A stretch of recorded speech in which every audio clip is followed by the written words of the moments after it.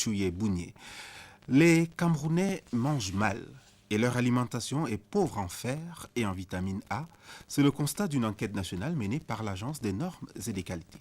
La publication de ces résultats a fait l'objet d'un atelier ce vendredi à Yaoundé, atelier réunissant les représentants de différents ministères concernés et des partenaires des normes internationales. La réflexion a porté sur le meilleur moyen de rapprocher les produits de consommation courants au Cameroun des normes internationales. Les explications dans ce reportage de Viviane Mezo. Certains produits de consommation courante tels la farine de froment, les huiles végétales, les sucres et les bouillons de cubes présents sur nos marchés et grandes surfaces sont pauvres en vitamine A, en fer et en protéines. Ce constat est de l'Agence des normes et de la qualité qui vient de mener à ce propos une étude sur le plan national. Il va s'agir dans un premier temps d'élaborer des normes, de produire ces normes-là et ensuite de sensibiliser les différents opérateurs techniques, n'est-ce pas, à l'existence de ces normes. Et donc, il y aura une période qui va être, n'est-ce pas, laissée comme ça aux différents opérateurs pour pouvoir se mettre à niveau. Passé cette période-là, l'application de ces normes-là va devenir systématiquement obligatoire.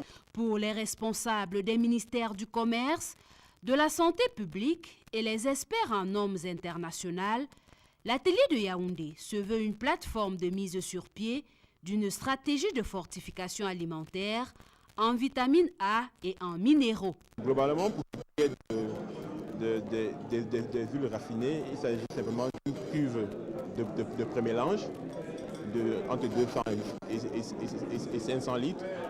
Pour le cas des farines, il s'agit de l'acquisition de microdoseurs, des petits équipements où on introduirait, n'est-ce pas, les prémix et de minéraux. On veut donc croire qu'il est venu le temps où il ne sera plus simplement question de quantité dans nos assiettes, mais surtout de qualité. En politique, le café du militant ouvre ses portes à Kribi. L'école du parti de la section RDPC Océan Sud a repris du service mercredi dernier à la maison du parti local. L'initiative est du président de la section RDPC Océan Sud, Grégoire Mbamba.